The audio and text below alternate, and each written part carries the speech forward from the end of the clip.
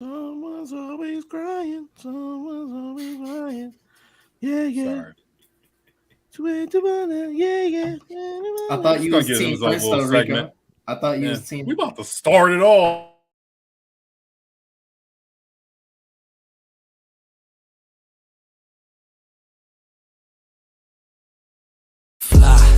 Eagles, fly. Boy, you know how we do this. Smitty up the bill, Booby on the wheel. Jalen and AJ think how we put a steel fight. Eagles, fight. Oh, you know we gon' do that. BG, big player, Bonte, Bradbury, pick six in the bag. Or sweaty on the line, flash that with him. Or the Kobe gon' get him, constant hit him. Or and my dog, big as my lot of switching names up. Should be Philly, got it sold up, bro. Why bars? Boys.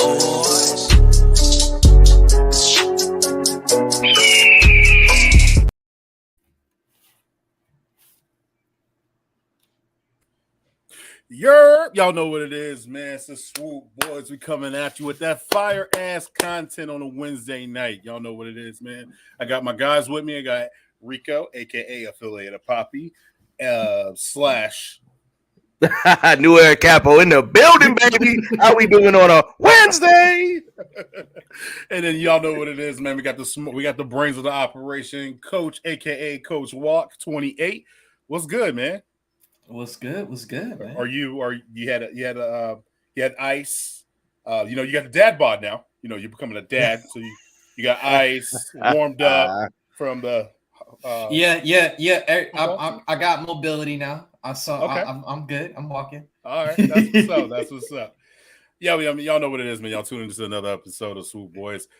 Today, man, we got a living legend in the building. I mean, when I talk about living legend, God, what did they say back in the day when he was like, "Yo, you're Reggie's brother." He has I know Reggie's brother. He has no, he said Tim. Yes, Tim's brother. He has a voice of an angel. Y'all know who it is, man. We got Sing for us. no other, the man, the myth, the legend, John Barchard in the building.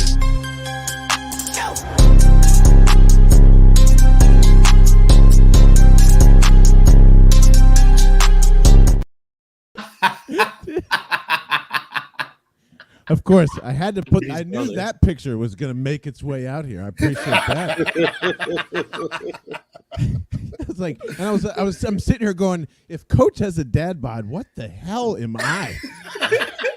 I was wondering the same thing. Hey man, he's about to come a dad. I just wanted to get him. I wanted to get him acclimated. Yeah. You know what I'm saying? Coach is like an in shape dad bod compared to what's going on over here. Good God. Me too. Yeah, me too. And then you throw this living legend crap, and I got like Carson Wentz's backyard as a. I mean, this is not good for a living legend. So I appreciate you having me on, guys. Oh man, y'all know what it is, man. We got John Barchard on a Wednesday night, man. What's good, bro? How you been? How's the off season been treating you? Great. I think it's just it's funny. It's just like, am I crazy here, guys? I cared so much about the draft every year. Not saying that I don't. Like, we're hopped up in it, but in this post Super Bowl, they've won one, and now like Jalen Hurts has got paid.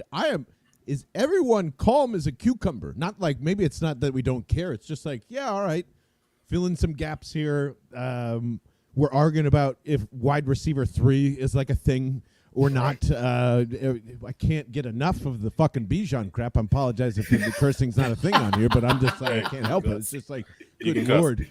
It is. Take note, Cozy. Yeah. And I agree with this. Like, did everyone here that has made fun of Angelo Cataldi for however many years is now on this Bijan train? And isn't that what we crucified him for all those years with the Ricky Williams and the Donovan thing? And yes, this is different, John. Yeah, this is basically drafting Ezekiel. I don't know. We'll get into it. I'm just like, I am ready for this thing to be over and get back to where we were supposed to be, talking about Jalen Hurts, A.J. Brown, Devontae Smith being 3 of the most amazing players we've ever had in Philadelphia, and we're just brushing over it like it's nothing. Like, it's just... Anyway, it's been going good, I guess. Well, John, don't worry. I think we definitely will get to that, get to all of that right there, and we'll definitely I think we got some good arguments to go around. I might differ from the other guys, but I think you're right. And I think you're talking about getting back to that sweet spot, where it's like everyone is turned into a madman over the past month and a half. We're getting to that last point where everyone's a little burnt out, and it's like, all right, guys, let's just take 2 deep breaths and take a step back and really remember what this thing's all about. And as far as everyone being a little more like level-headed, had this Super Bowl loss happened like before 17 or like 17 not happen, like I'm not even sure if Philadelphia is a city anymore. It might just be like a desolate, destroyed like fire ground, But yeah, I think the Philadelphians are a lot more lax, and I think we're all a little bit more like, it's all right. We're going back anyway. We got Jalen Hurts. Yeah. Might I add, everyone here, I think, is a part of this too. Well, not here. I'm just saying in general, in Eagles fandom. Yeah, right. Fucking no one believed Jalen Hurts was they all believed he was a piece of shit. And now that he's not a piece of shit, everybody's going, oh, okay, that's great. Like it was nothing. Like I'm perplexed. Anyway, that's all. I mean, this is what happens when you put the options and great tools around a talented quarterback. This was going to happen. It's so funny. Like people were so ready to throw the towel on him when he had Greg Ward and Travis Fulgham and some I don't maybe like a tool shed, and I don't know. It was just crazy out there. Like they thought that he was supposed to be coming out there like Michael Jordan, and then he worked on his craft and into the summer. Then he got some pieces. Then he became like the football Michael Jordan. I mean, for God's sakes, my man rocks the one earring hoop. You know what I'm saying? It's 2023. He's still rocking one earring hoop. Yeah, I know I'm not supposed to like say this, but like when he was smoking the cigar after getting to the Super Bowl, I was just like, holy shit. I might have want to go kiss his forehead. I don't know. It was just like, holy shit, you are Michael Jordan. Yeah. It's like, is Michael Jordan in Philadelphia? Holy shit. That's pretty cool. But I know we're not here to talk about all that stuff. What do we want to get into first, especially because we gotta get into the partnership. Please, everybody, please like and subscribe. We appreciate you. Y'all know what it is. Got John Barchard on the show. Also, we shout out to West Coast Swoop Nation. I will drop the link in the comment section, and then we'll just be going on our way. Please, listen, $25 gets you 2 free tickets, or entry for 2 free tickets to the Eagles versus the Rams game. We don't know the schedule yet, but please, man, it's for a good cause. Autism. Do we? maybe somebody knows something. Maybe I want to drop something before the night ends. I don't know. And hey, Jim drop on the Swoop Boys. Yo, that's what's up, man. I'll tell you this: breaking news: Rams versus Eagles not happening in September. I can assure everybody that. Oh man, let's get to the comments real quick, then we'll get into it, man. We got Mark Bird. Let's go, Swoop Squad. You know what it is, man. How we see Day one, Mark. Most definitely, yes. Oh, Devon Andrews, Euro. Yes, sir. Yes, sir. Jimmy's brother. That's John. He has a voice of an angel. Sing for us, Jimmy's brother. These eyes do. Long to hold you. I've never seen a better one. Bijan, don't hate. Yes, Cozy. Cozy, you're gonna hate my name by the end of this show. I don't know about that, John. I just don't know about that. You better get behind me, John, because he's already hating me on this one. So let's get into it, man. Let's get into it. We've already talked about it. The cat's already out the bag, man. The Eagles have a total of, I think, was it six picks? Yeah. Okay. Let me get the stop. Let me feel the temperature in the room. Are we gonna stay at 6? Or are we going up from 6? I think this is. Oh, sorry. Go ahead, Coach. My bad, dude. I was about to say, as long as Howie gives me my Sunday, because I think them 7s might be gone, so that give me my Sunday to kind of relax. You mean Saturday? Yeah, it's good because it starts Thursday, my boy. Starts Thursday. Yeah, Thursday, and then round 2 is Friday, and then round 3 and 4 is on Saturday, and then 5 through 7 is on Sunday. Wait a minute. I swore that all that stuff happened on Saturday. Oh no, this is the year that they're splitting it up, right? Are they going? They're splitting it up this year. Oh, is that what's happening? I don't know. I'll check to confirm. But, that'd be totally NFL. Like who? Yeah, why would you do that to everybody? Yeah, why would you want to add an extra day to it? Because not for nothing. By the third day, it's already draft fatigue. Like it's like everyone has half of it's not even on regular television.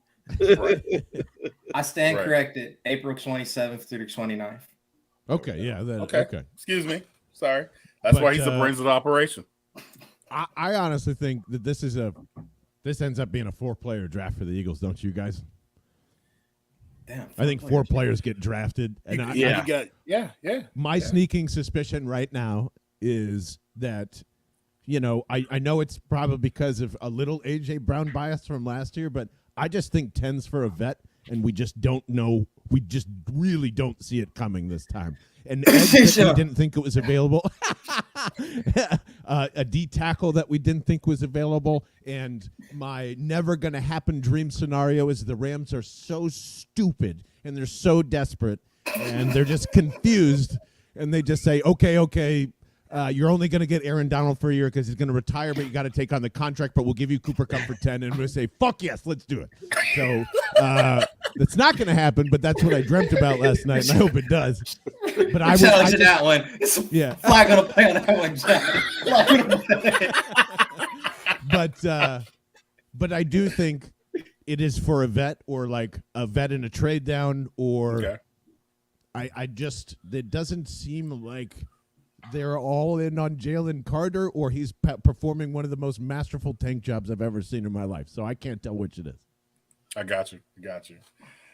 Ray, what's up, man? We staying or we go? Where we going?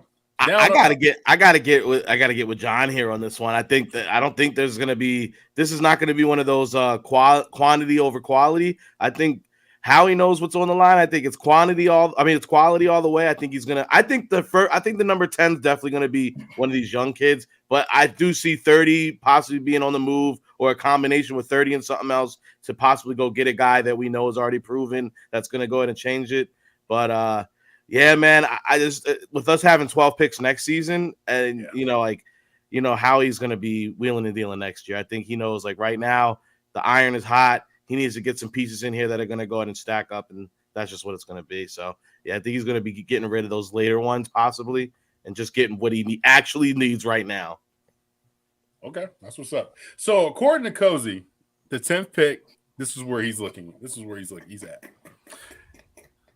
That is, you guys know what it is. It's Carter, Robinson, or Smith.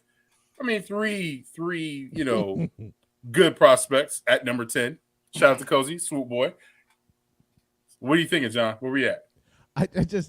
You know what's funny to me? And I have no problem with any of those outside of Bijan. But the thing that is hilarious to me is that Nolan Smith is somehow better than every other edge from head to toe, or honestly, like an outside linebacker that could probably do more damage right away, or if that's what the impact we're looking for. Yeah. Everything from this, can we just say this draft sucks? Like it does. It's only top heavy. This is not the impact Jordan Davis. I'm going to sit you right in there right away and be great. And we keep arguing about the same fucking 4 defensive guys, and it blows my mind. I look at Nolan Smith, and I'll even be the ballsiest one in Philadelphia to say this because I'm the only Iowa guy that's in here.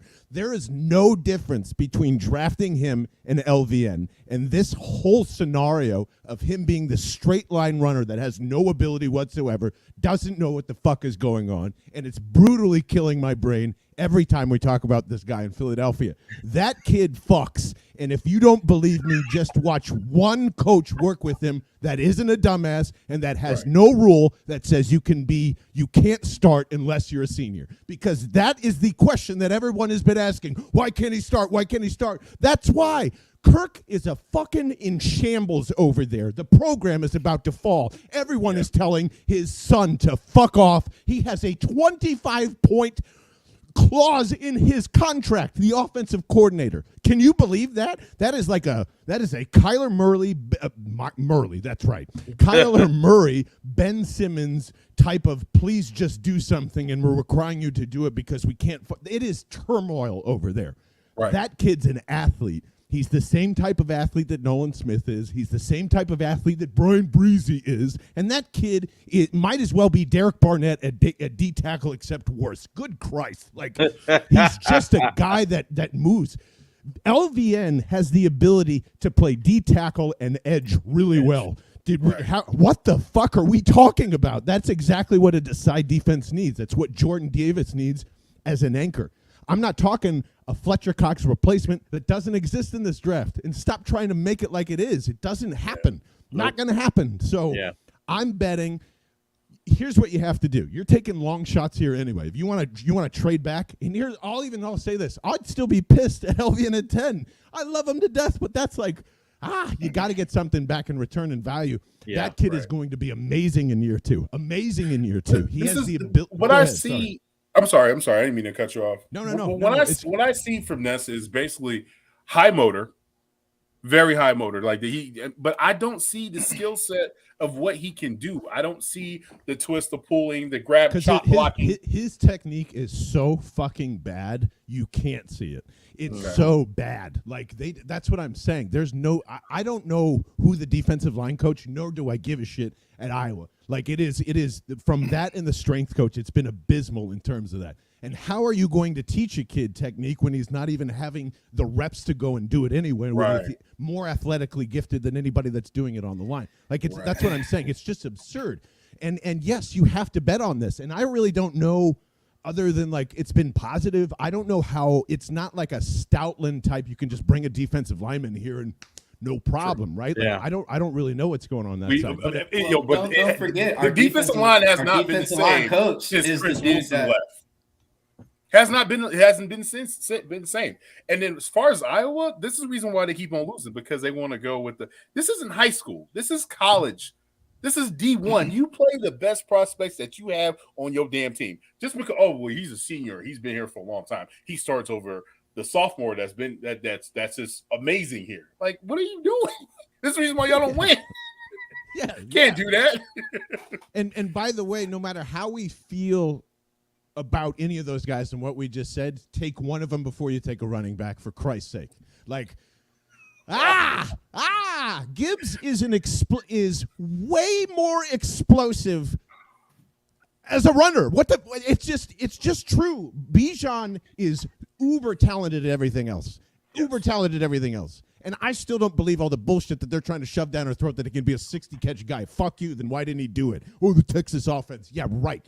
Blow it out your ass. That's just a waste of time. That's drafting Zeke for 5 years and then saying, piss off. Howie Roseman's not going to re-sign him again. Miles Sanders just got his ass kicked for $5 million, and he was a second-round pick. It doesn't exist anymore. The running back position has to change. It's a different conversation to be had. It needs to fuck off. It needs to be QB2. It needs to be wide receiver 4. It needs to be something else other than running. Good God. It's just, I feel, Jalen Hurts is your running back. That's an RB1. RB2 is fucking Penny. RB3 is Kenny Gainwell. RB4 is that's it. You're done. That's it. Jalen Hurts runs the ball so many times during the year. but a running back. But all right, here we can admit that this, right? Everybody, there would be a huge faction of the fan base that, yes, if Howie, and I'll say this, I am not a Bijan at 10 guy. But if it happens, there's going to be a huge – I would like him later, possibly in the high 20s. However, if it does happen, there will be a huge faction of people that will go absolutely bonkers, pull hair out, and then we'll be complaining and going crazy all the way up until all through training camp, until they start getting the little inklings like, this Bijan guy's actually looking pretty good in training camp. Oh, Bijan looks like he's faster than any guy we've ever had in this city. Then here it comes. John, this is for you. Because this is for you. I know. You're the 2 QB guy. You've been preaching this for years now. And people thought you might have been a little wonky, a little bit crazy. But you can't tell me that on week 1, the game on the line, and this damn team gets into the QB sneak formation, And then all of a sudden, Hurts is back there, ready to get pushed. But who's with him? Bijan's right next to him, and Marcus Mariota.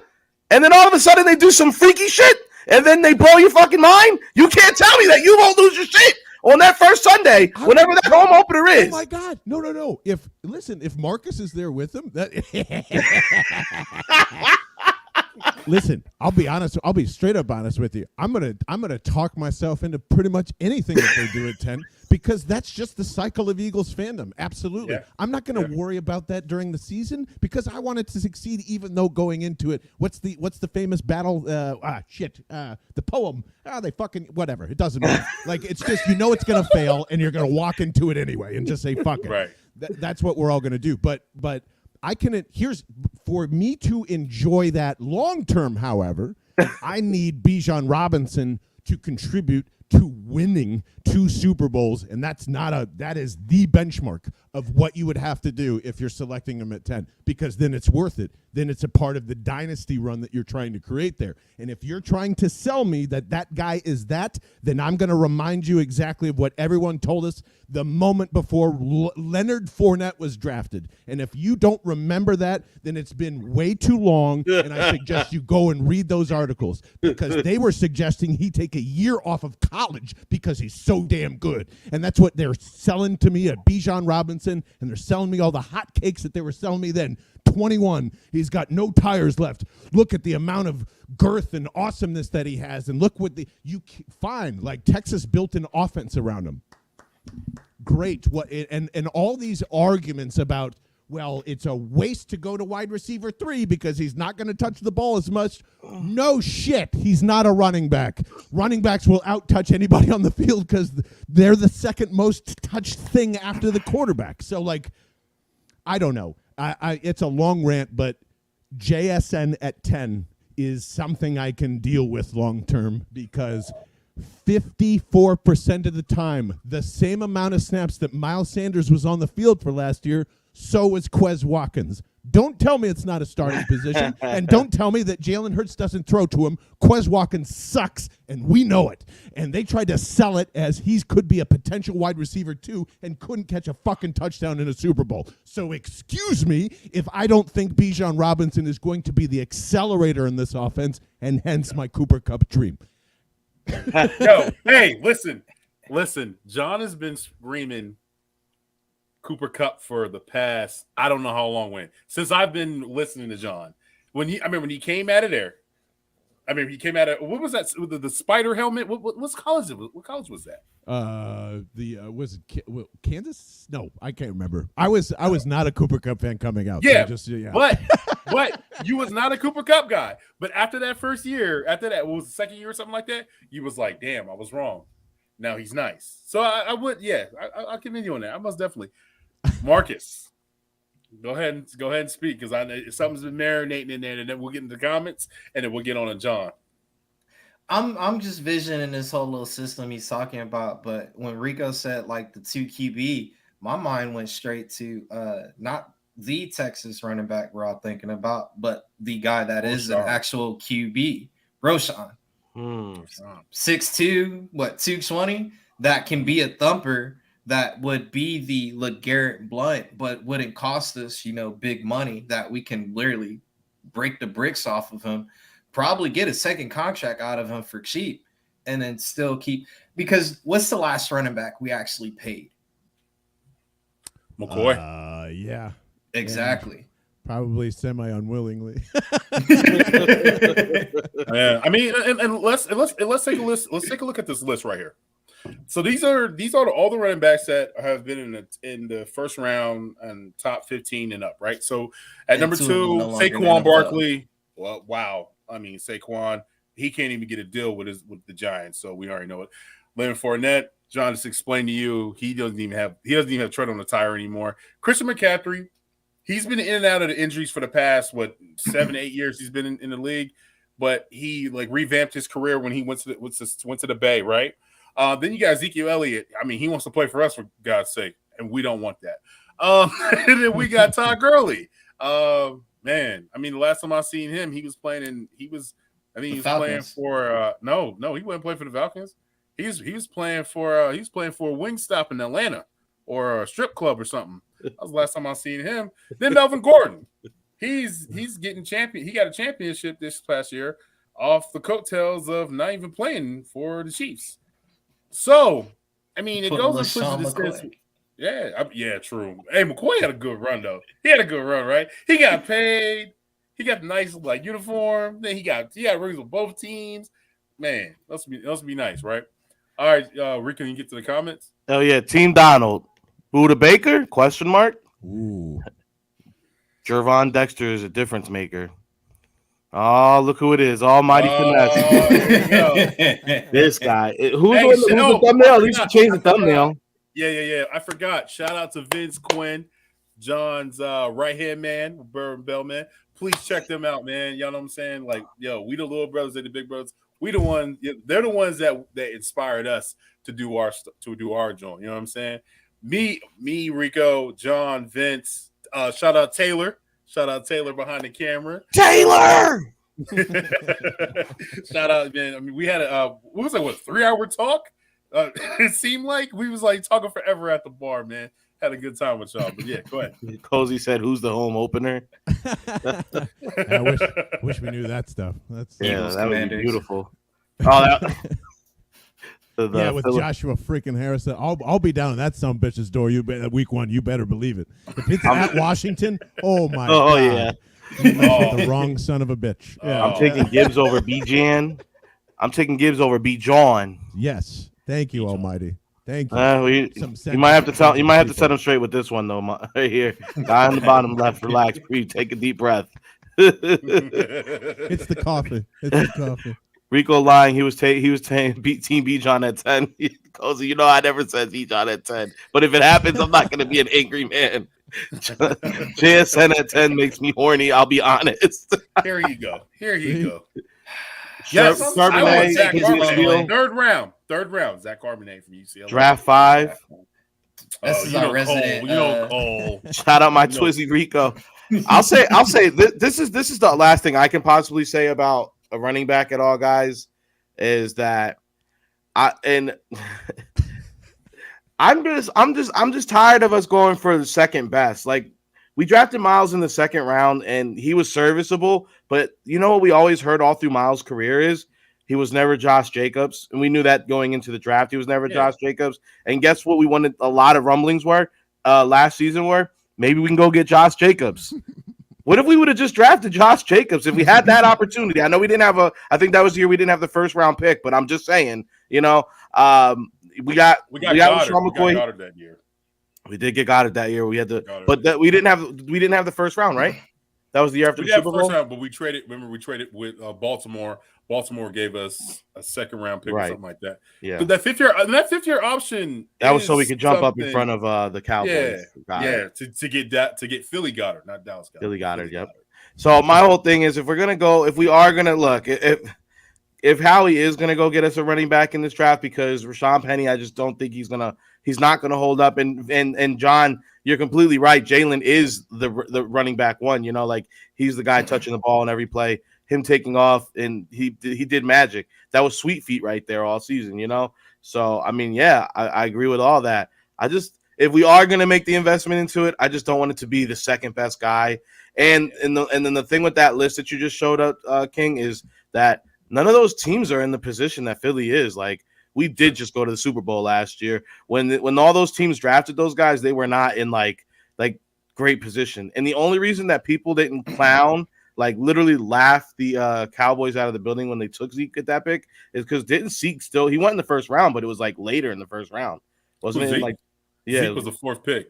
That was that was the season that the Cowboys were just absolutely shit. I mean, so all those teams were shit teams before they were able to draft those running backs. Correct. So we're actually not a shit team.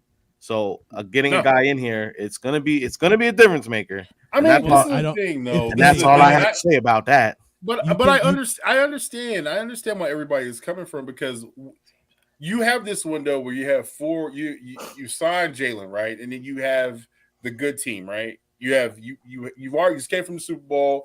You always go through the trenches, offensive line, defensive line. You always go there. Boom, boom, boom, boom, boom. there is no weaknesses. There's always depth. So people are like, oh, well, if you go get B.J. Robinson and you go pair him up with Jalen, they could be, and like how Marcus said, they could be the face of the franchise. So I get what they're saying. I get it. But it's like, man, do you take a running back at 10? Go ahead, John. I'm sorry. I was about to say, based off of our game alone, though, a lot of teams that want Bijan are those teams that run a single back style formation. With the RPO, it's literally based off of reacting from defense. So having a workhorse, you're paying somebody to take breaks, and that there's no value there. I get Bijan. Bijan's not going to get that many carries because Jalen can pull the ball anytime during his RPO system. Very true. Yeah. 17 so no Derrick Henry? No Derrick Henry? 17 touches. That's all I'm going to say. Miles Sanders averaged 17 touches a game. Exactly. And the thing about the Eagles are one-man show. We always have stables of backs, right? But we always have that running back that's that one person. But and another thing, as Eagles fans, we are spoiled to having our number one running back. Except having Adams. We had Adams for that 1 year. I think it was Adams. Oh my gosh! Don't talk about that. That was fresh off the Chip Kelly relationship. We were doing a lot of things that we are not too happy about. We were wearing clothes that people weren't supposed to be wearing back then. We were going through some things. All right, my goodness. I'm just saying though, we are spoiled. Like and he was the highest rusher that year. Yeah, we went from Deuce Stanley to McCoy and then Westbrook, and then we've always had good running backs. We are known. You go to drafted in the first round. First round. Yeah. None of them. And we've always had a good O-line. The same argument that Rico gave is the one that's hilarious to me. It's just like none of these teams were ever in a position to be this good and have such a high draft pick to get like this asset. And yes, but like the output is still going to be the same as Miles Sanders as it is with Bijan Robinson, unless you think right now, if you can say with a straight face that he's better than Nick Chubb, then I'm on board. But if you don't have the balls to say that today and he's not going to touch the ball week one that way, then it's a wash. It's a wash. We're talking about minuscule yards in terms of advantage. The advantage is in front of us, and that's the offensive line. And Norm is suggesting to go grab, an offensive line and make us all feel sad. But guys, that's the star. It's what we've been saying forever. You can plug and play anybody in there, and Stoutland is your running back. It's just that is the magic there. That's all of that crap. And all of the examples you gave are products of good offensive line. Melvin Gordon being very, very key on that. Like the key to running is having a massively good offensive line. And I would argue Dallas and Zeke benefited from that just the same. And it made Zeke probably better than he looked, and it's Dallas and it's ESPN combined on top of that. So this is I just don't see how it it has an infinite dead stop end. That's what I mean. It is, you are getting 5 years and that's it. Howie Roseman would be an absolute fool to give this person a second contract. And that's why you can't do it. And for some reason, everyone else from 10 beyond is an asshole. And this running back draft class is full of LaShawn McCoys, full of them. And we're just sitting here going, it has to be Bijan. and we just complained all offseason about Slay getting old, Bradbury being like, well, I don't know. There's no safety in town now. And Fletcher Cox is back for another year, which no one anticipated, right? So, don't give me this, we have everything we need crap, and you can just roll the dice on Bijan Robinson. I hear you. It's not going to happen either. Be disappointed tomorrow night. I'm sorry to be the not Santa Claus of your future. Okay, so if it's 10, let's get the three prospects of where we're going to be taking at 10. I'm going to give you mine. Minus, I did change the Witherspoon. Because we're not getting to Witherspoon. So I went Kajon Casey. Is it Casey? Casey, right? Cansey. Yeah. I would like to trade back. If Jalen Carter is there at 10, that's a match made in heaven. I think he's gone by 6. I think he's going to Seattle, in my opinion. Ooh, you think that? Yeah, it's like I think it's a Seattle-Detroit chess piece move there. Yeah, it's one. I don't think Seattle's interested at all, to be honest. You don't think so? I mean, they took a chance on Frank Clark back in the day, and he had a lot of off-field issues. Things were going wrong for him, and so I was like, man, they probably will take Carter. Oh, I just for some reason Pete is like, I think Pete and Howie are just two of the opposites, and we've been talking about them like they're going to do what each other does. Pete's going to trade back. Howie's going to trade up. Like Pete, and if 5's your target for Seattle and Philadelphia, I think Carter's their guy. And I kind of felt that way right after the offseason. I just said, well, what is to stop him from going up to 1 at that point? Because we didn't know what was happening, with the Panthers or anything like that. I assumed that was probably in the works. If he had to shove 30 and 10 to go get him, somebody would probably bite because it's Howie. So I still think that's the guy tomorrow night, probably no matter what, outside of that, vet popping up. Gotcha. So you're saying you were trading up from 10 and 30, taking those 2 picks, and then going up to 3 for Arizona? Yeah, and probably getting some, whatever residuals back either this year or next year in the low rounds or something like that. I think people say, I said this, so this, tell me, because I would love to hear my initial thing about a month and a half ago. I said, if you truly believe that the Eagles really are going to sell out for this season, like we have everything we need, and then we do have the 12 picks next year, I believe if you could package up 1 from this, you could package up 10 from this year, and you could package up the 1 from next year to possibly move up to 3.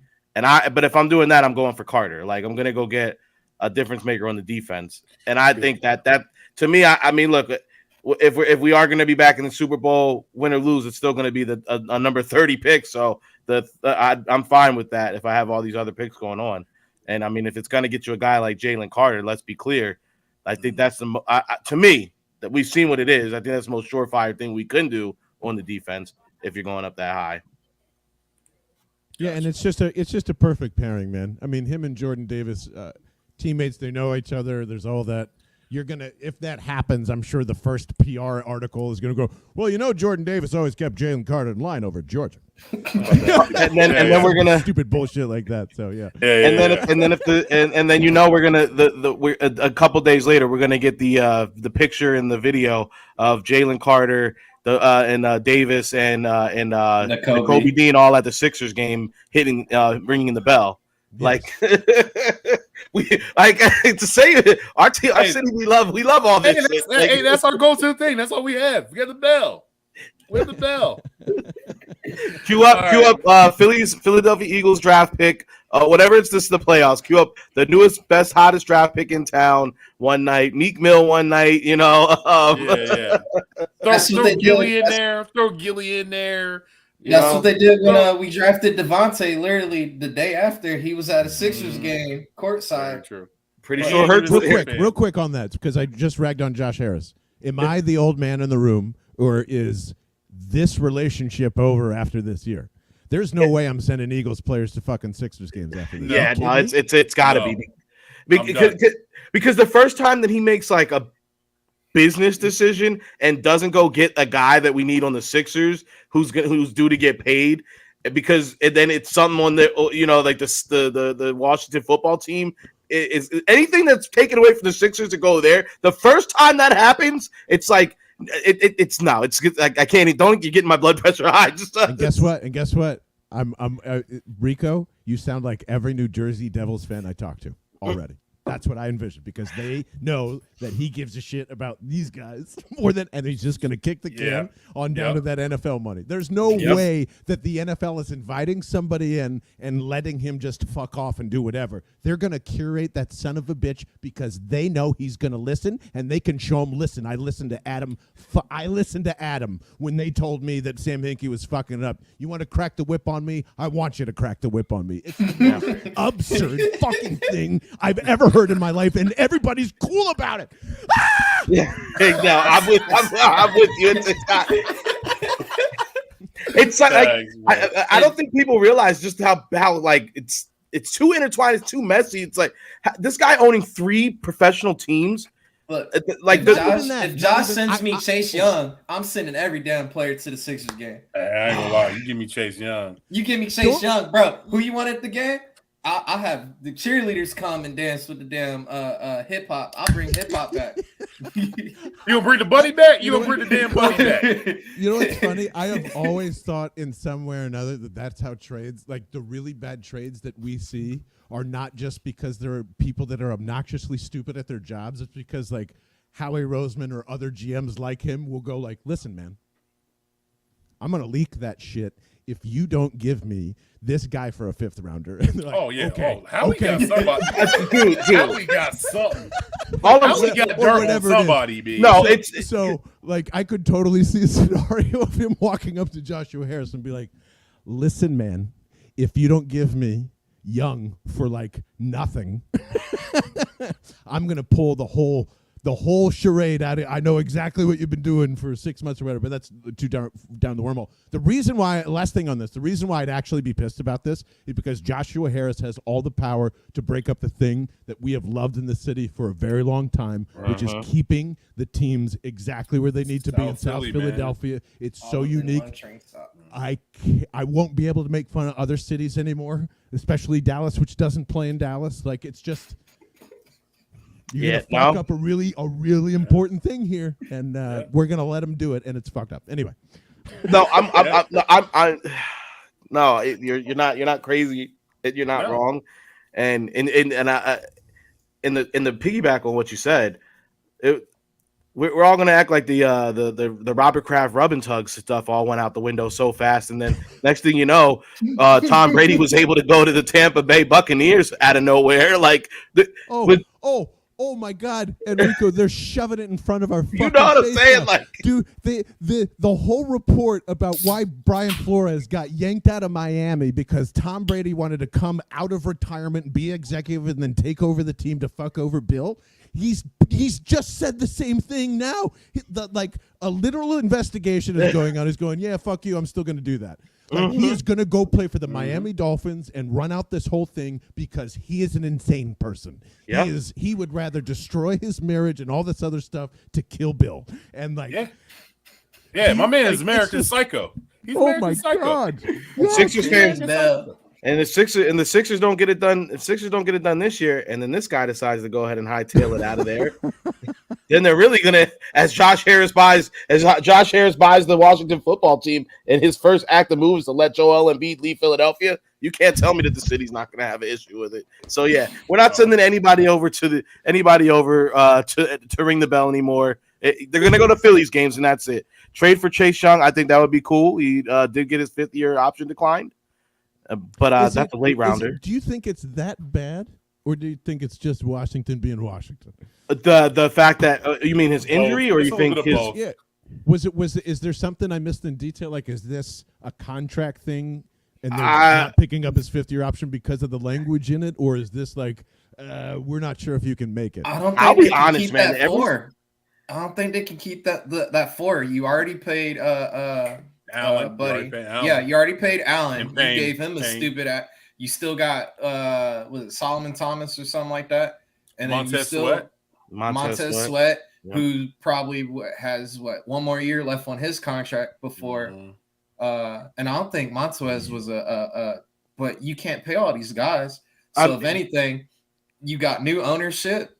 Yeah. If I can recruit at least a little something so I can kind of change this culture and bring some bodies that can sit in this whatever you call a stadium that's still standing.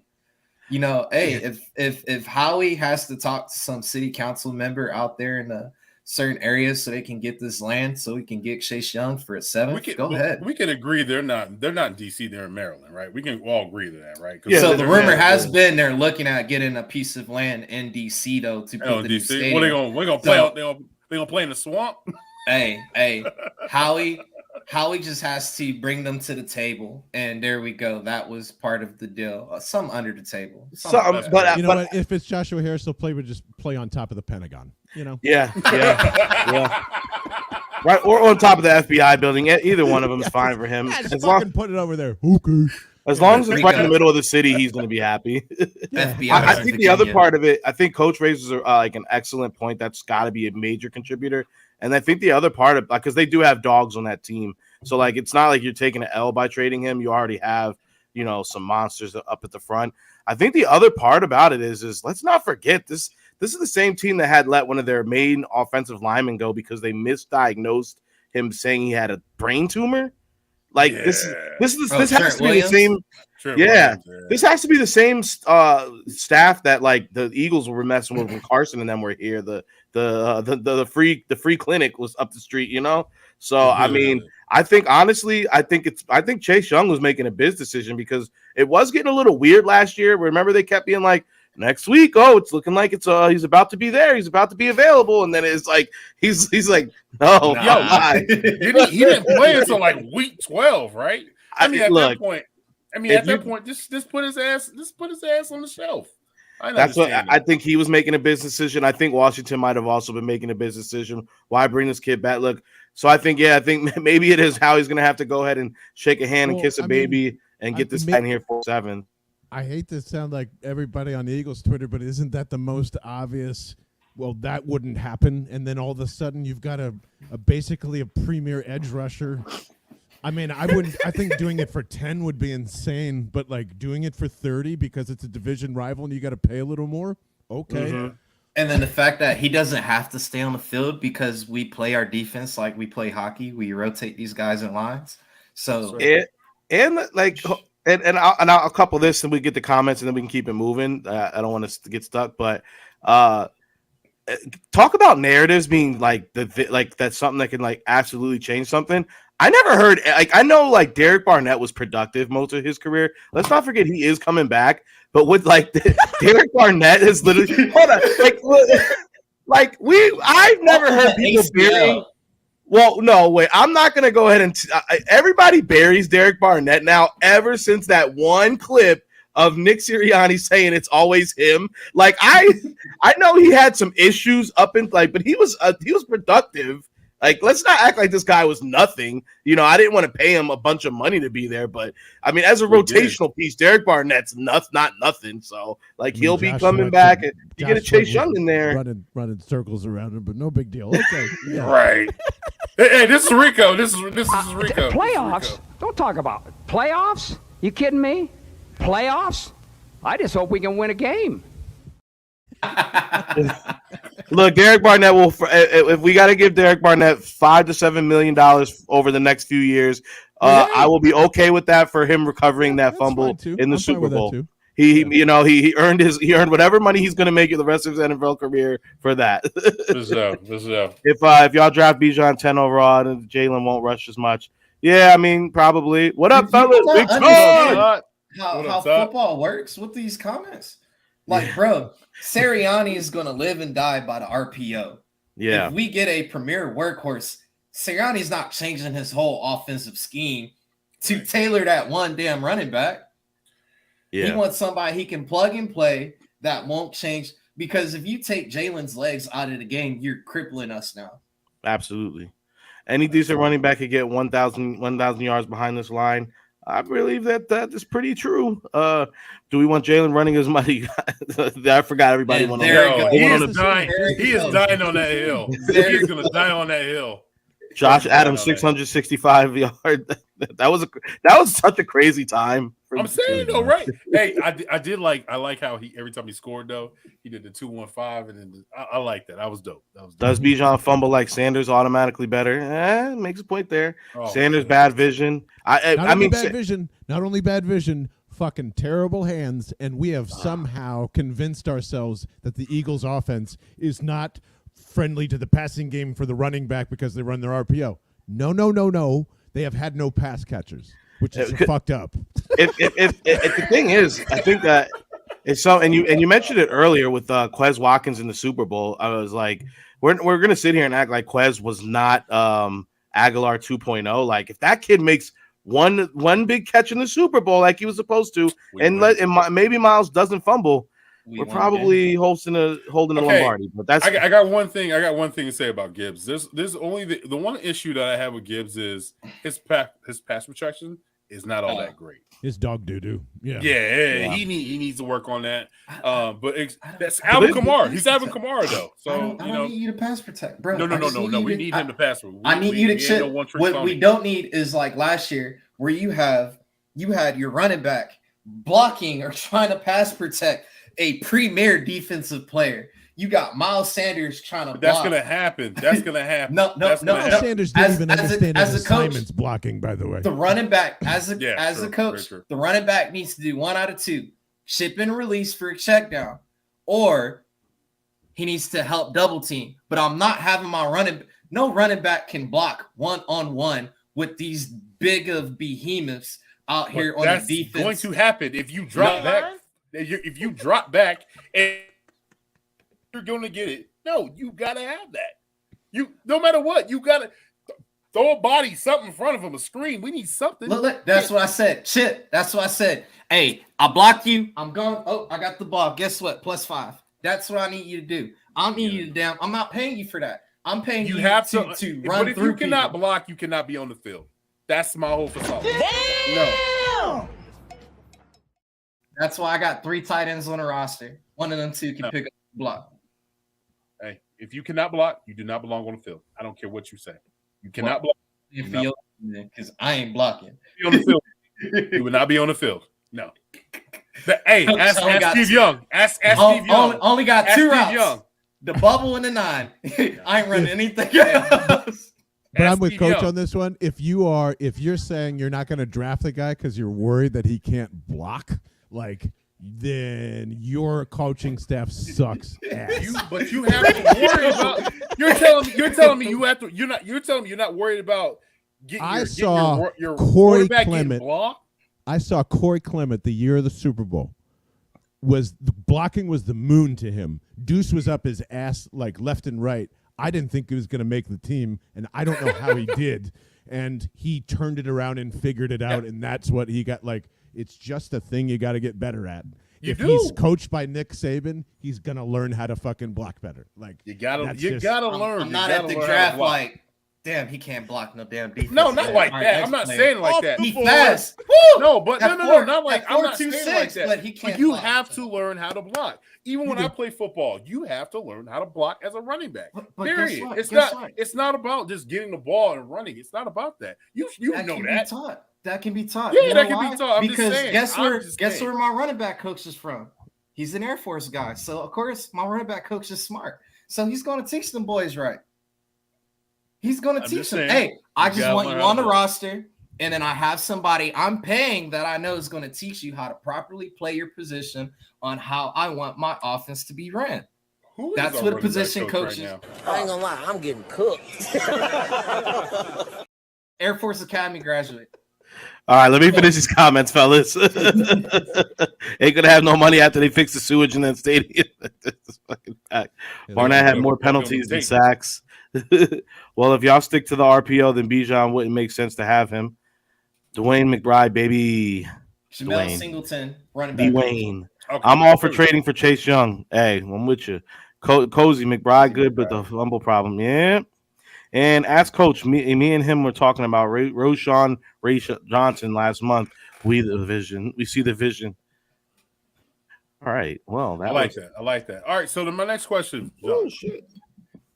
As he's about to drop his drink on his mic. What made you an Eagles fan? Oh, the 7 goal line stand, the Cardinals, Eagles. Fuck, what year was that? 91? Yeah, damn. 91. Yeah. Whatever the year that Randall busted his knee, because that was 91, 92, somewhere around there. Yeah, it was a weird year, and Stop. That was that makes me feel so old. I'm turning 40. Stop that. Yeah, it was you. I mean, Buddy Ryan was already over ESPN as a fellow that I grew up in Iowa, and it was so weird because my parents, my grandparents, everybody was such a diehard Bears fan because of Walter Payton and the '85 Bears and blah blah blah. And I just never took. Like it looked good, and I saw that on SportsCenter. I go, what the fuck? That is the coolest thing I've ever seen in my life. That you could, 7 downs. Whoa, So that was my first attraction to it. And then when we moved out here in '95, my first Eagles game ever was during the worst year of Ray Rhodes.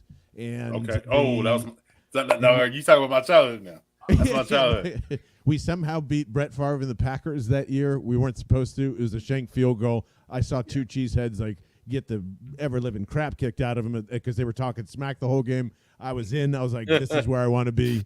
And that was pretty much it. That's dope. That's dope. It's awesome that we've evolved from that used to be cool to be that's the worst thing I could ever happen at a game. I mean, there was some wild things happen at the vet. You know what I'm saying? And there's some things that you can't talk about. Like we say it in the group.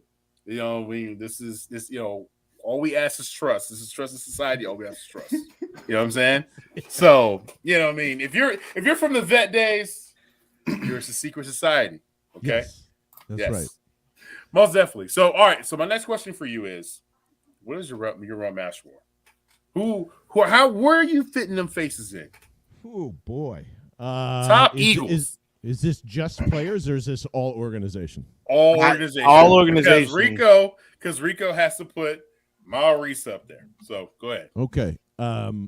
Because we named the podcast after this person, he absolutely belongs up there, and that's Bert Bell, the original owner and the guy that started pretty much what we know as the modern NFL. Not because he was good at it. And I think he was probably one of the shittiest NFL commissioners ever. But in terms of innovation and just going hey, professional football can work, the Philadelphia Eagles is a landmark of the city. And without Bert Bell and his stupid, awesome ideas, I don't think anything would exist. I think Dick Vermeil absolutely is the second one as far as shaping the franchise on there. For a million reasons, what we know, and I actually you're the first person to say that. Oh, really? Interesting. I think that's Nick Sirianni has the same characteristics as he does in terms of personality, warmth, and emotion. And I think I've said that a couple of times. For sure. And now that we know that the X's and O's are there, I do believe he's the new Dick Vermeil. I really do. I think it's I don't want to say he's a Hall of Fame coach or anything because everybody will get really pissed about that. But in terms of commanding that room and being able to way more than Doug, I would say, which I never thought I would say as a person. But anyway, I think Dick belongs up there for a multitude of different reasons other than Vince Papale. I think he's just one of the most innovative coaches. Vince Papale? And doesn't get enough credit for that. Yeah. Because of a stupid movie. Yeah. Yeah. Bro, what coach was talking about opening tryouts, getting everybody from the hood to come try out for the damn roster? I mean, we're gonna go down 60th in Market and try and find me. That's the out of the box thinking, bro.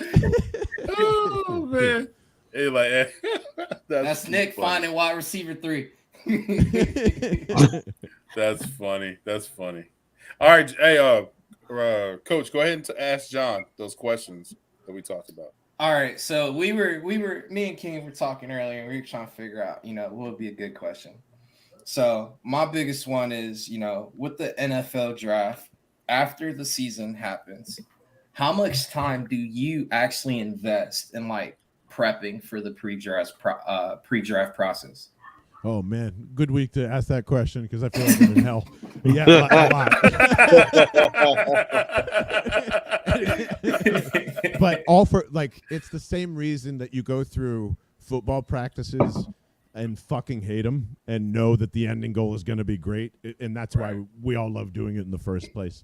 To me, I think that's changed over the years. When I first started, I think I was over-obsessive of every nook and cranny of what everybody was kind of suggesting or saying and trying to put this puzzle together.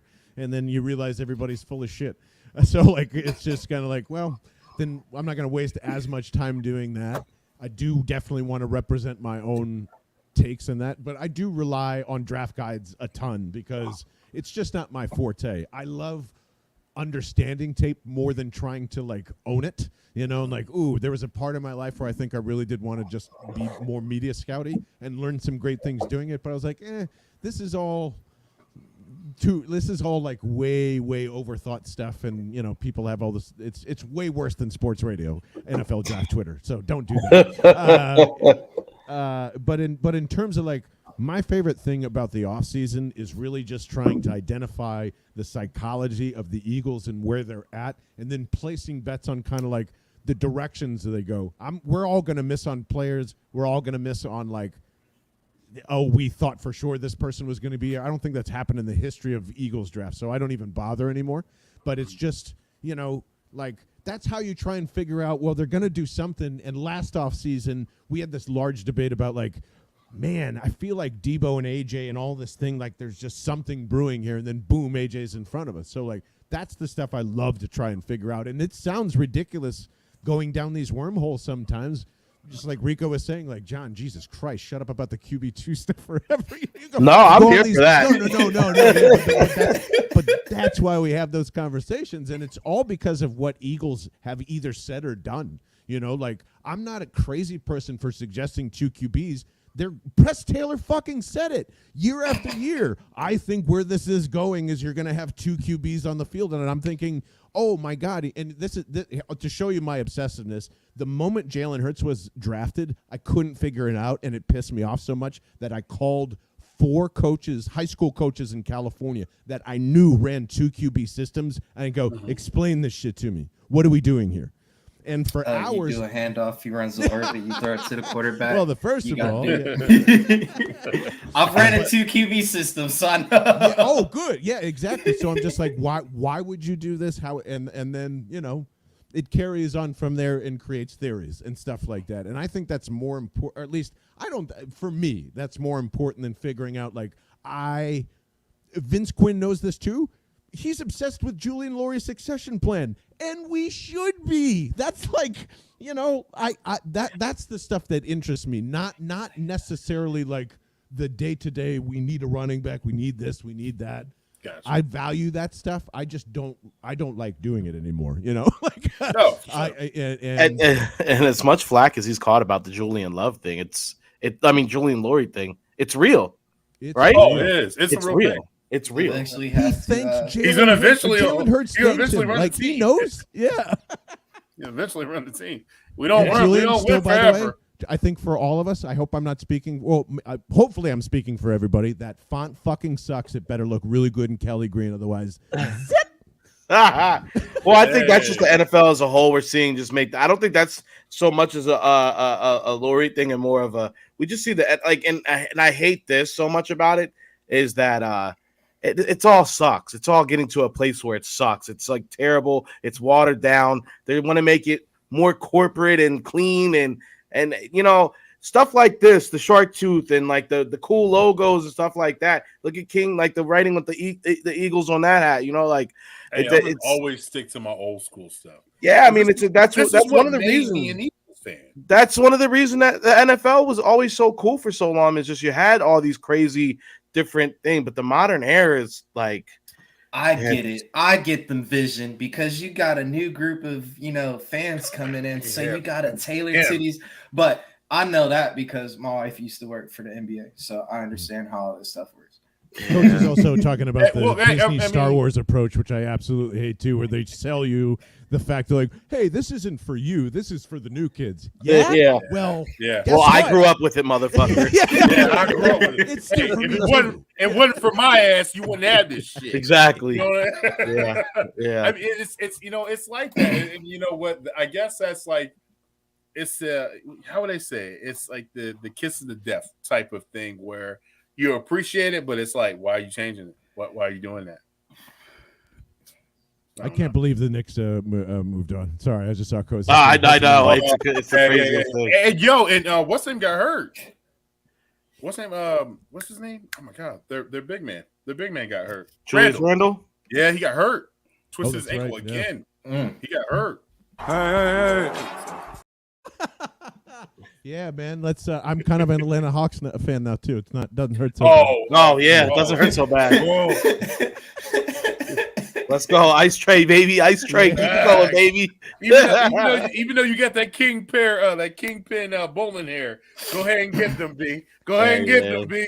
Go ahead and get them. We'll take it. As many games as they can go ahead and possibly get us to let Joel's freaking knee just get some rest, please. Facts. So, John, I have a question, man. So, we talked a little bit about the draft, talked a little bit about you. I got one more question, but we'll get to that after. So with the draft coming in and approaching, right? We got less than 24 hours or somewhere around there. I think, less than 24 hours. Yeah. Like going through 1 through 10, how do you think this is going to fall? Do you think it's going to be Bryce Young going at 2? No. Oh, Bryce Young's gone. Bryce Young's going 1. He's 1. Yeah, I think. No, 1. I'm sorry, 1. I mean 1, 2. Will Anderson. No. Nope. No, they're saying that they might not be. No. Come on, Houston Texans. That would fucking just make my night. If Listen, Colts or Texans just go up there and get old Will at quarterback. Oh my God! I think he's going at 12. I think he's going to 12. The Texans. Hey, we'll all be like, I love it.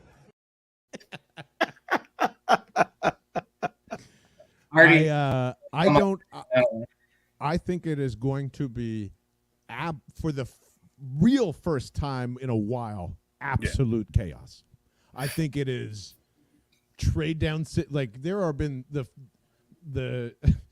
there's been like, please trade down with us takes from the top 5 forever. And I think there's a lot of, Howie's got his gun set. Everybody thinks he's going to jump. Like, it's just, they will, I feel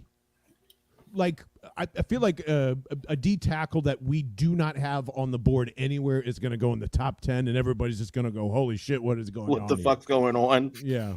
Like Carter's the second guy to go on the defensive line for some reason, or something, whatever it is, or third or fourth. I think it's going to be just brutal. Do you guys believe the same way? I think there's a huge there's a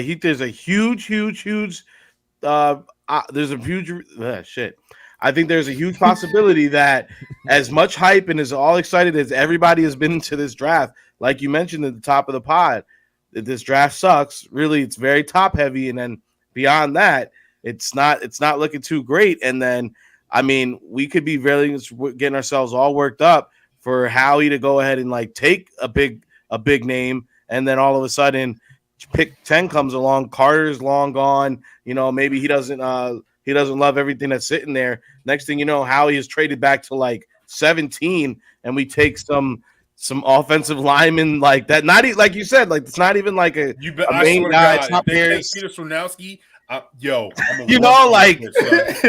all run through this bitch, son. Yo, word is born. They take Peter Strunowski from fucking Northwestern, right? Yeah. They end up taking him. I'm going to fill out my application. I'm going to go try out for the fucking Philadelphia Eagles. I'm 6'3", 280 fucking pounds. I'm pretty sure that I can get somebody. That's crazy. You better not take a guard at 10. Oh my God! If they do that, I'll be pissed. I mean, like they might take like Luke. What's the kid? Luke Whitworth. Hey, that's John's guy. That's John's guy. No, I'm just saying, like, and to go back to again what John said is like, whatever Howie does with those first 2 picks, like we're all gonna talk ourselves into it. So if it is like an offensive lineman, and we're like, well, you got to build through the trenches. This guy's going to be good in 2 years. He's going to get out there, and Jason Kelsey's eventually going to retire, and Cam Jurgens is going to slide in there, and this kid's going to take over for Lane. And don't worry, in 5 years, when this line is still the greatest line ever, we're all going to be thanking Howie for taking this kid right now with the 17th overall pick. And you know what? He added an extra 3rd rounder. Yeah, a guard doesn't make any sense for this team at all. But that's what'll happen if they do that. It's just like that would be insane. After the year that we've had, the offseason we've had, the wheeling and dealing Howie, for it to come like God, talk about blue balls. Like for it to come to an end like that, it's just like as a franchise fan base, we have been edging all off season for this moment right here. Right. Like, so there's the reason why I wanted to get to this question, and I want to hear John's perspective off this. So since the Eagles in 2010, it's been 104 total players selected, 11 Pro Bowlers selected. 4 out of 12 been in the first round pick, have been selected at least to one Pro Bowl. Nonsense Wentz, right? So we won't even count Wentz. Then 3 first team All Pro selections, which are Jason Kelce, Lane Johnson, Fletcher Cox. Do you feel that Howie has been doing what he's supposed to do? Because I feel like he's had a couple of good drafts where, top to bottom, he's had some great ones, and then there's ones like Jalen Reagor, J-Jaw. So how confident are you in? How are you all in with Howie? I mean, we ain't got no choice, but how confident are you? More confident than I was in the Super Bowl, because he's evolved even from then, and I still don't think we comprehend what happened during that time either. I mean, it's an unexpected Super Bowl. I think that's just true of everybody when it happened. They were still coming out of the guck of Chip Kelly. They still had a really good roster. Howie filled the roles beautifully. And then you had probably one of the most unique quarterback situations you had to deal with. You still made the playoffs again after that. And most of the GM talent that was here previously that won that Super Bowl was making the wrong decisions, in my opinion. Sure. We haven't heard a peep about and it's, how good the Eagles are at hiding all this shit. I don't even remember his name anymore, but who is Howie's right-hand man during that, who's now in Pittsburgh? It's totally lost my mind. Andy Waddle. There you go. Who was supposed to be the poster child and the next VP, and they ditched his ass off the moment he drafted Jalen Reagor over Justin Jefferson. They ditched his ass again once Jonathan Gannon got really excited about Milton Williams, and Donahue was not. And guess where Donahue is? His ass is gone too. Best draft moment. Yeah, exactly.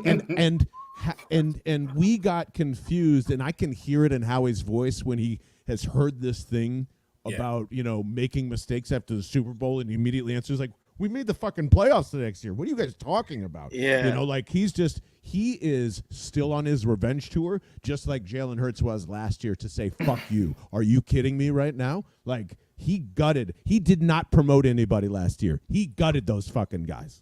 He got rid of them, and he made them look like promotions, because that is what he is great at doing. He is great at hiding the talent and making you find it. And unfortunately, I think he got with the whole defensive coordinator situation this year, because Gannon took him and his linebacker coach, and good God almighty, did we forget that too? That pissed off Nick Sirianni big time, according to Jeff McClain. So I think they missed out on a bunch of stuff defensively this year, and this is just going to be a continuation of a motivated Howie Roseman be like, okay, you don't think I can do this? Watch this shit.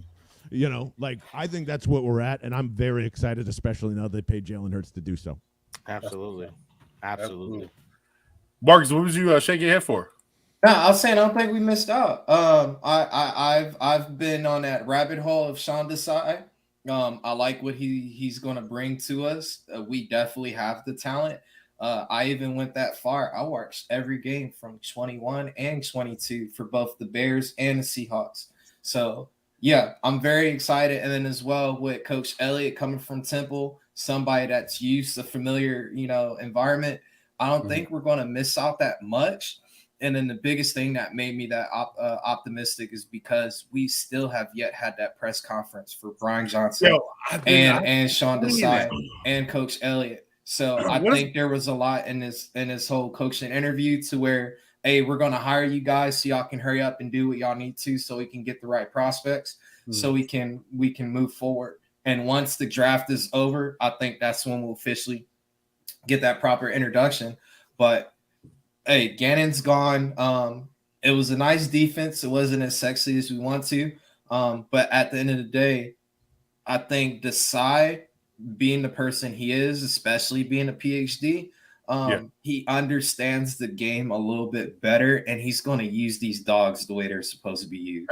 And it's still a Vic Fangio defense, so remember that. But it's a true traditional Vic Fangio 3-4 defense. Correct.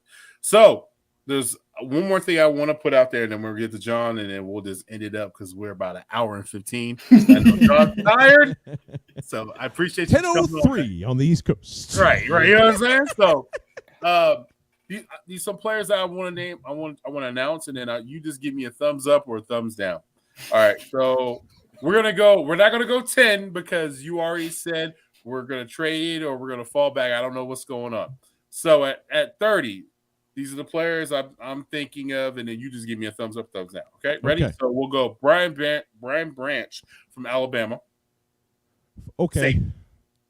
Okay. All right. Okay. Next one is edge rush, Derek Hall from Auburn. Yeah, Derek Hall. All right, so y'all gonna have to help me out because I don't know how to say my man's name. The defensive tackle from Northwestern. I call him Double A. I don't know how to say his name. Adewari or Adewari? Yeah. Okay. God, I hope we don't take him. What? I just don't want to have to pronounce the name all the time. Oh, okay.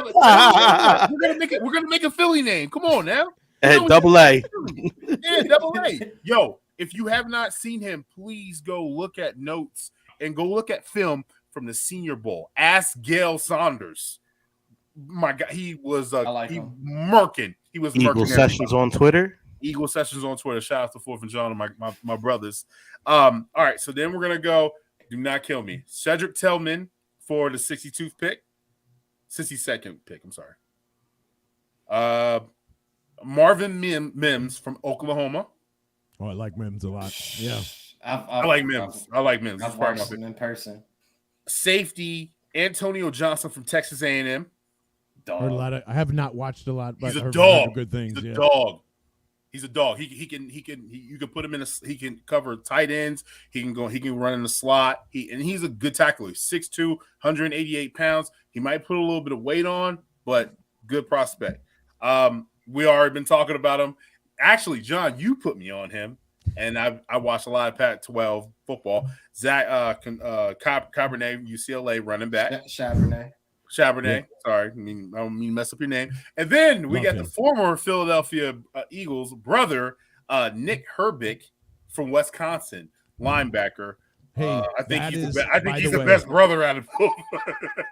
I would pay a lot of attention to him. I think that if I had to bet on somebody that the Eagles have not been on the radar with, I would bet on him because, the Eagles were interested in trying to bring Wisconsin's, interim head coach in there. It was their DC. Same, very exact same principles as Elliott from Temple and bringing that in too, which is very interesting.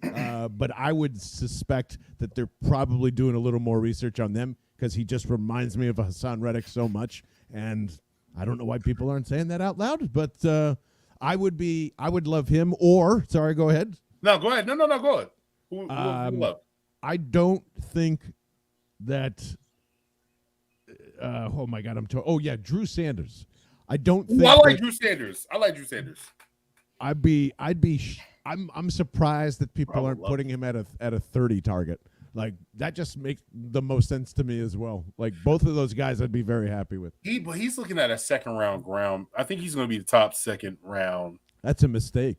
That's a huge. I think personally, that's where everybody has him at. Is second, and so after that, we got Penn State own J.R. Brown, safety from Penn State. My favorite, I think nobody really gives him the credit that he deserves, is Demarion Overshown, linebacker from Texas, 6'4", yo. My man runs like a gazelle. My man can hit. He can cover. He can cover the field. He's probably him, and then the LSU bull. But we won't go after him. He's gonna be my boy, BJ. BJ Ojulari, bruh. You know what I mean? So okay, and then at tackle, I had to get some guys, got to get the offense a little too, right? I would say Tyler Stin from Alabama. He started at Vanderbilt as a defensive end, I think, something like that, or a D tackle, and now he's made the switch to Alabama and became an offensive tackle. You can go ahead and put him in Statler University in South Philadelphia in NovaCare Center and make him into something. You know what I'm saying? Because our record isn't that great with lanes out. So I just think somebody like that, man, I feel like those are the players I think that fit the Eagle mode, or you know what I mean? Like that embody it. You know what I mean? I think I'm it's biased. I'm going BJ just because. I do think it's pretty funny that we're all sitting there talking about a bunch of different linebackers that we like after, all that was fixed last year, and now like. Well, I mean, two of the prime time. Can I just say this too?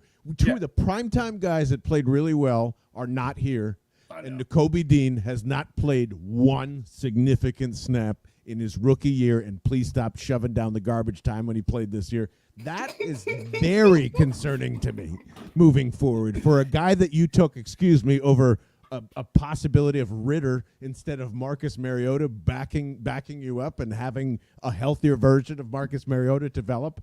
You chose a linebacker. That still pisses me off. So, it's not Nakobe Dean's fault. I still have hope for him, and I think he's going to be a great guy. But nothing. Nakobe Dean also kind of made your point too, because he was talking about the shady shit that happened with his draft situation. Yeah, there's some shady stuff going on. He was talking about that. That was so it's like, I don't. It's just one of those things has to be true. And if the shady draft rumor is, and he's completely healthy, and you're telling me he didn't say the field after everyone's selling this guy's a superstar, he's probably just the guy. TJ wasn't helping it either, though. Bro, TJ balled last year. Yeah, no one expected that. But also to say, shady billionaires doing shady things. Yeah, never. To get what they want. Absurd. Never. Never. Nah, John. Well, I like your list, though, King. So that you're good. Yeah, of course. Thank you, man. Thank you for joining us on the Swoop Boys. Marcus, that one more question, and I'm All right, so John, we're gonna give you the magical phone. It's tomorrow. It's probably about let's say 5:00 your time. All right. Okay. You got one opportunity to plead your case because this is the person, regardless of what you say, we're taking. Who is that player we're going to draft, and why is it that player? What's the case you're pleading? Yeah. We on the phone.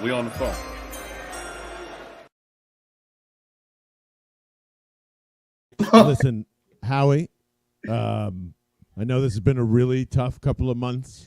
Gotcha. You've had to go back and forth a lot, right? But listen, I know we're all hepped up on this Georgia thing, and I know you probably had a lot of conversations with their defensive coordinator. Right. You want to do right by, Jordan Davis here, but he's a monster. What are you trying to sell me in that press conference with Quez Watkins? Is we love him in the building and this is positive? That's horseshit. Hey, listen. I like pepperoni and I like pepperoni and sausage on my pizza too. Okay. I'm sorry. I like that. Well, too, Howie. What the fuck are we talking about right now? We got 5 minutes left. Can you just draft JSN already? Can we just pull the trigger on this? I'm tired of thinking about it.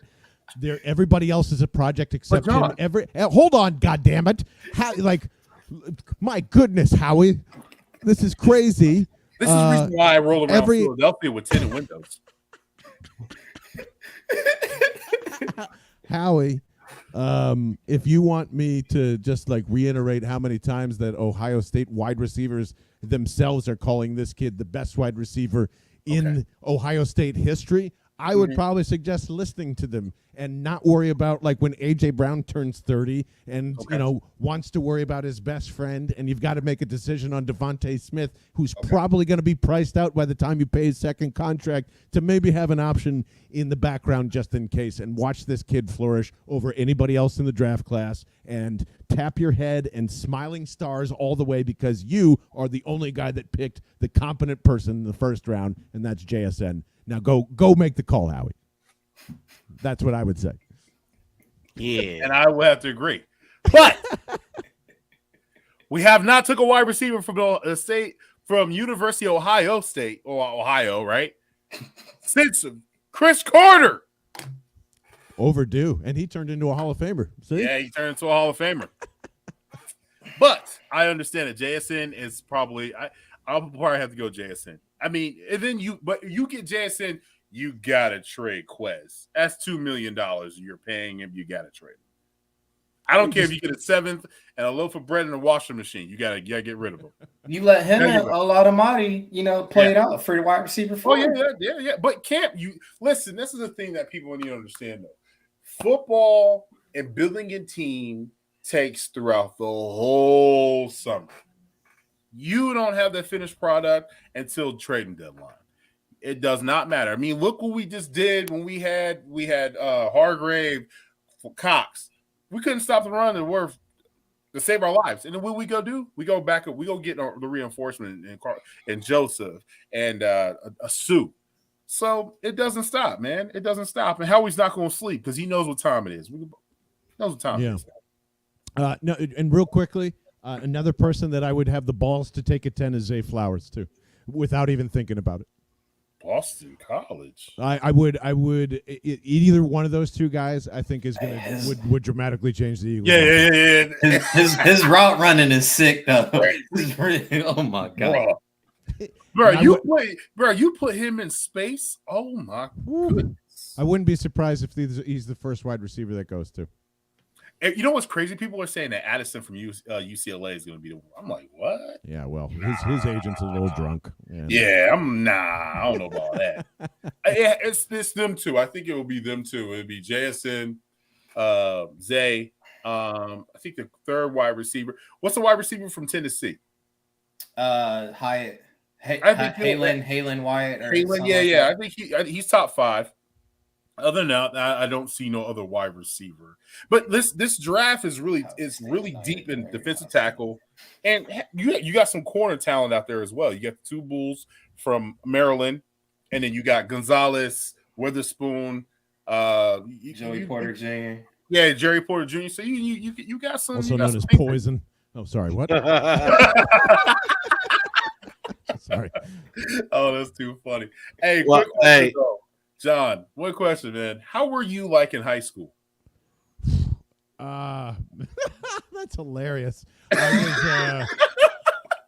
I wore a shirt that said "I hate boy bands" pretty much every day. Burning these two. Yeah, these two love boy bands. All right, Rico, ask him the question, Rico. NSYNC or Backstreet Boys, and we all know it's Backstreet Boys, right? Yeah. Hey, I ain't listen to that. No, I think it's I mean, I was in a bunch of different bands growing up. I thought I was going to be a musician for a long time. I was trying to follow in the footsteps of those old Metallica boys because that's what's up. Whatever it was, but that was very much thought I was going to have a career in front of a bunch of people or trying to push bands and be a manager and stuff like that. So that's what I was trying to do. Well, so far you are in front of a lot of people. And then also, tell us a little bit about the content creator class. Absolutely. So I have a parent company that we started 3 years ago called Sandbox Productions, and we view it as an all-inclusive kind of like production company. And what I mean by that is like we like to work with businesses. I'm going to get that link. SBX Productions or sbxproductions.co is where you can find us there.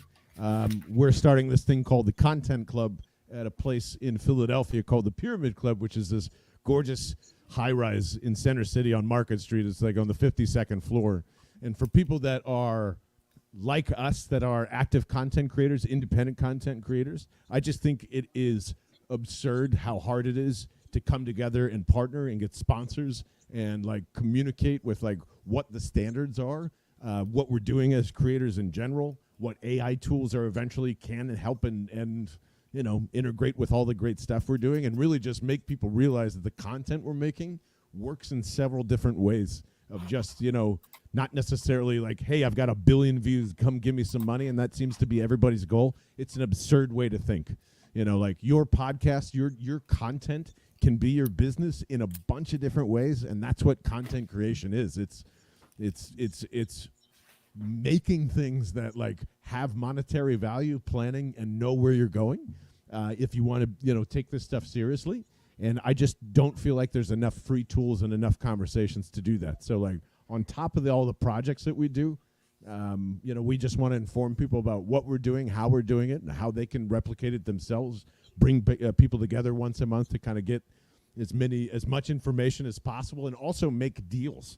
Like we want to bring not just content creators to this platform, but it's also CEOs and, you know, entrepreneurs and people like that to really understand that like partnering with kick-ass, you know, the Swoop Boys might be a better idea to do that like long-term rather than short-term, or, you know, really understanding what you can do for one another. So not only is it a club, it's a podcast as well. So me and Vince Quinn and Taylor Crudatis are all going to be sharing every transparent piece of information that we can to people that want to monetize their content, or to simply like just want to make better content, understand like, you know, sometimes you might be working a little in the wrong direction, and that's why you're not getting the results you're seeing. So there's also just a shitload of bad information out there.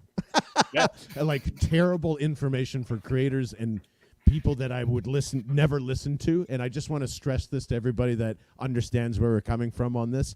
Every person that has ever existed in media before, and I'm talking about television and radio and all these other different places and telling you how to sell your shit, do not listen to them.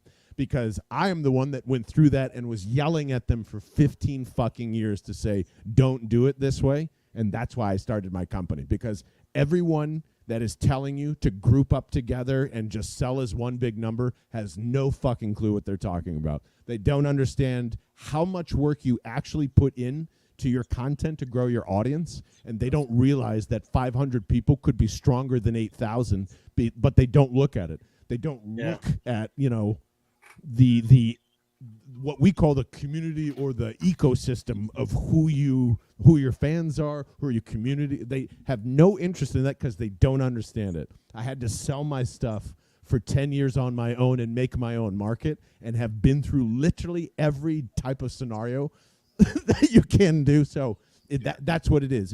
There's no selling point here. There's no anything. It's just I'm tired of the bullshit, and I need everybody to understand that we can do this on our own and with teams and people we trust, and we do not need media platforms anymore. We're so beyond that. It's ridiculous. So let's go make money together. God damn it.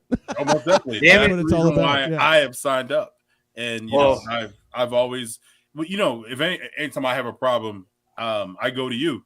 You've mentored me. You've told me, hey, Tim, this ain't it. You know, John, I just want to say this, man. I want to express this about John. John is somebody he looks out for others, man. He's not one of those guys like, you know, it's all for me. So I definitely want to just. There's too much for everybody for it to be about one thing. He always says that. Yes, there's too much. There's if you think there's too many Eagles podcasts out there, we haven't even touched the fucking iceberg. There should be billions of them, right? Like there's so many different sections of Eagles fans that want different stuff. And on top of that, no one in the world looks at our face and says there's too many actors, there's too many musicians, there's too many of this, there's too many of that. Like it's just because it has this thing of being, oh, I don't want to be cool, but I want to do it, and that's what everybody's saying. You know, it's just like there is a voice for literally everybody, and you have. I'm telling you this with complete transparency. Our Bell and the Birdman podcast barely pulls in what the big guys do, barely touches it, and we outperform them money-wise by 3 times the amount because we know how to sell our stuff. Yep.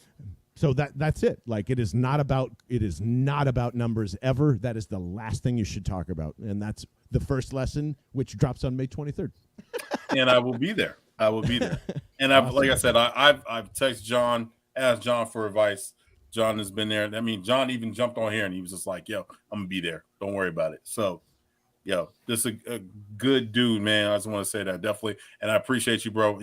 I've told you several times. You appreciate you. Thank you for being my mentor, and thank you for just being a dope dude, man.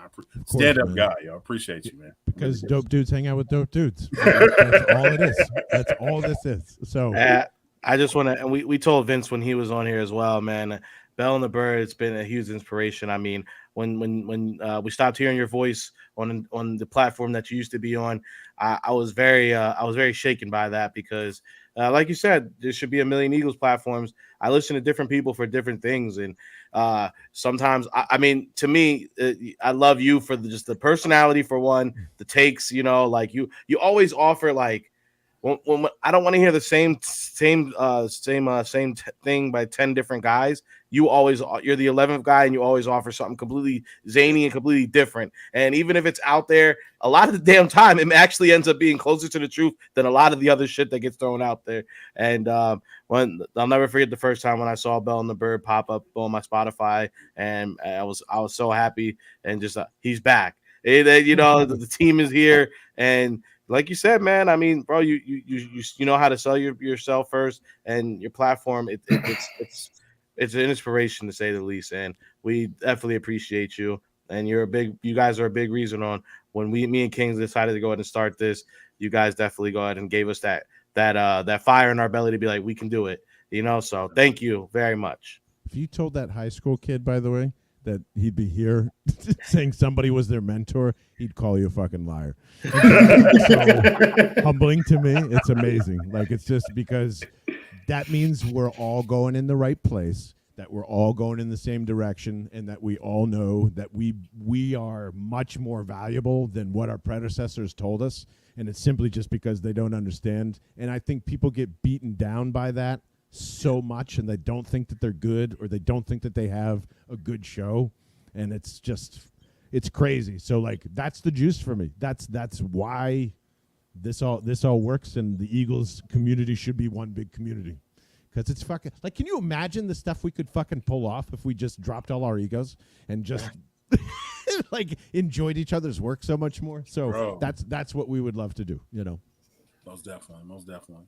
But yeah, man, we are an hour and 30, and it is almost damn near 11 o'clock for John. So we appreciate it, man. Thank you for stopping by, wrapping it up with us. Next time, though, we definitely gonna have to get you and Vince on. You know what I'm saying? And then shout out to Taylor as well. Shout out to Bill and Birdman, man. You're one of my favorite podcasts. I definitely want to put this out here. This is probably my favorite draft moment. He can do that. He's a kid who's very explosive. He'll take that big hit, hold on to the football, knows how to find the open area in that defense. Obviously, coming out of a scheme to get him the football, so route running, the transition. I can watch that a million times in a minute. It's the best thing. It's the best thing ever. Very well known around Norman, Oklahoma. That's my favorite, bro. That is probably one of my favorite ones, man. But the best thing a Cowboy has ever done in my eyes. Facts. Any last words, fellas? Hey, man, Vince. Thank John. Thank you so much, man. Again, draft day tomorrow, everybody. Get ready. Get it. It's going to be a lot of ups, a lot of downs, but no matter what, we're going to be doing it together. So make sure you, our Bell over here, our Bell and the Bird brothers, they're going to be doing a live stream. Swoop Boys will be doing live streams. Hey, make sure you just watch everybody. All right, just make sure you go ahead, watch them, watch us. I don't care in what order. You know what I'm saying? Just at least make sure you're liking, make sure you're subscribing, and make sure you're showing love to everybody. And that's all I got to say, man. John, thank you so much. Appreciate you guys. We'll talk to you soon. Hey, John, appreciate you hopping in, man, especially for these nuggets you dropped. You definitely kind of changed my mind on a couple of guys, because I wasn't thinking JSN at 10, but I'm kind of a little sold now. But as well, once King sends us this link, I definitely will try and, get on that, because I would like to try and push this on my end for my job, because we do need more content creators. And I think that's something we can benefit, especially when you're talking with partnership. Nothing's better than getting a bag from the government. So, that's probably a good one. But hey, make sure y'all tune into us live tomorrow as well, because guess what? We got a drinking game for y'all, and we will have that stuff out for y'all by tonight. Yeah, have your livers prepared. John, let them know where to find you. I'm pretty sure they know who you are, and then tell them what you're doing tomorrow, and then we'll absolutely. At John Barchard, pretty much on every platform, with Twitter and the old Instagram, TikTok, Bell and the Bird there as well. We'll be live at 8 o'clock. If you want to check us in, we will be tipping picks. We will have some special guests in the studio, and we will be eating a lot of Township Line Pizza. It's a local spot here. It makes like an incredible barbecue pie that blew us away with some of those Nashville chicken hot sliders. So we won't be having drinking games. It's just fat people games. But that pizza looks amazing. That's when you guys did that, by the way. Yeah, God, I can't. You guys got to come out and I like. Oh God, it's so good. So we'll be doing that. Lots of clips, lots of stuff, and it's okay. I tell you what, watch Swoop and the boys. Then we'll be on demand. It'll all be up there. So like, we're not going anywhere. For sure, man. We out. We love y'all. Thanks. Please like and subscribe. Yeah.